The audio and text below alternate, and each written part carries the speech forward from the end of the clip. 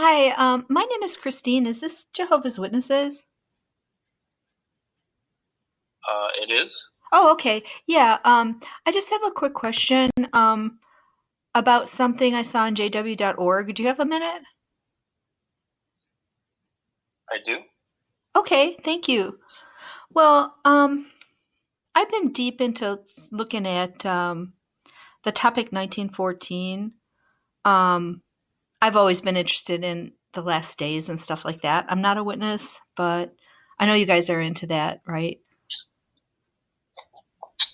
Uh, as far as the prophecy, Yeah, you know, end times and the tribulation and stuff like that. Isn't that a big give me topic? 1 second. Oh, okay. Hold on 1 second. Okay.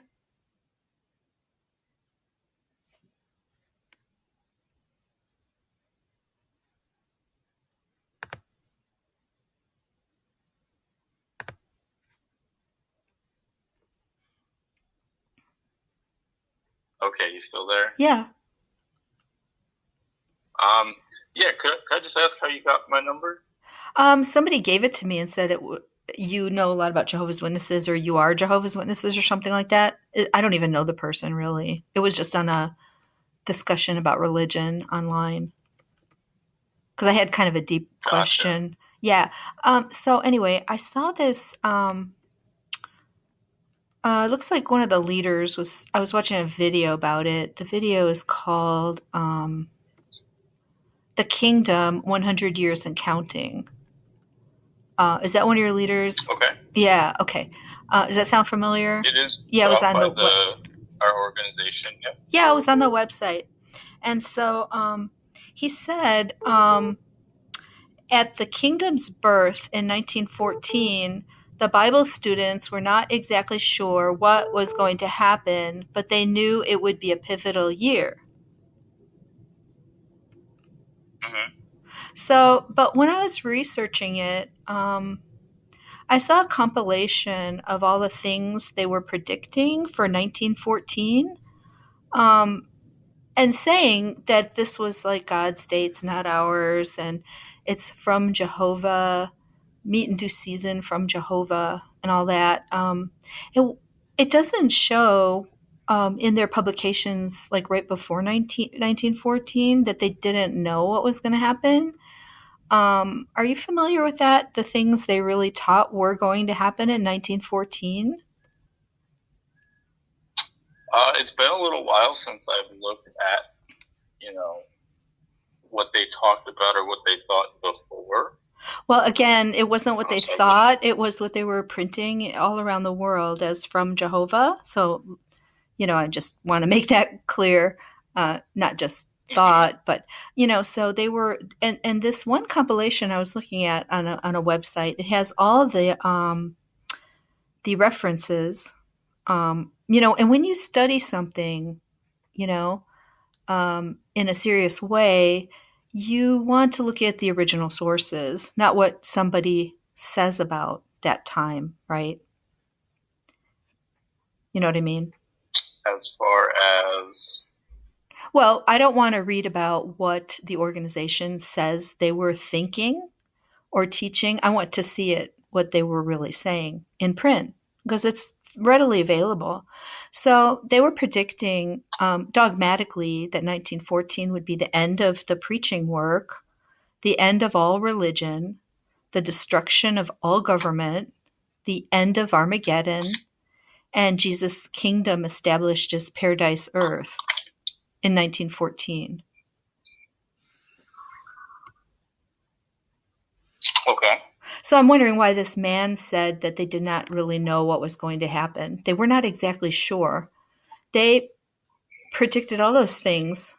he, Dogmatically, he says, but they knew it would be a pivotal year. So he's really obfuscating and lying by omission. Okay, and what man exactly are you talking His about? name is Samuel Hurd in this video. Okay. You could see it. It's called The Kingdom: 100 Years and Counting. Yeah, I've watched it. Uh huh. Like I said, it's been a while since I've watched that video. But I guess what is the question that you have? Why did he say they were not exactly sure what was going to happen when they made many dogmatic and testable predictions? Hmm. Well, as you know, you seem to be a really good Bible reader and studier. So there's a scripture that says the light will get brighter. So maybe at that time, they thought they had an understanding. No, they preached it as on, coming from Jehovah, not as an understanding. So let's just make sure we're clear on that. You're using their words of reinterpretation also. I'm not concerned about the new light. I'm concerned what he is lying about here, that he's retranslating the history, saying the Bible students were not exactly sure what was going to happen. This was a lot talked about in the world at that time.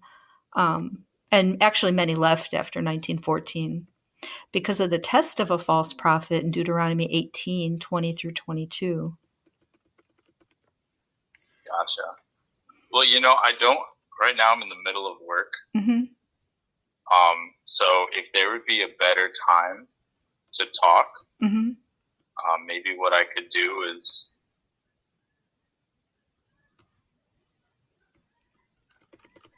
I would love to talk more. And then I had another question. Maybe this is something you can also help me find is when did they start teaching that the invisible presence was 1914?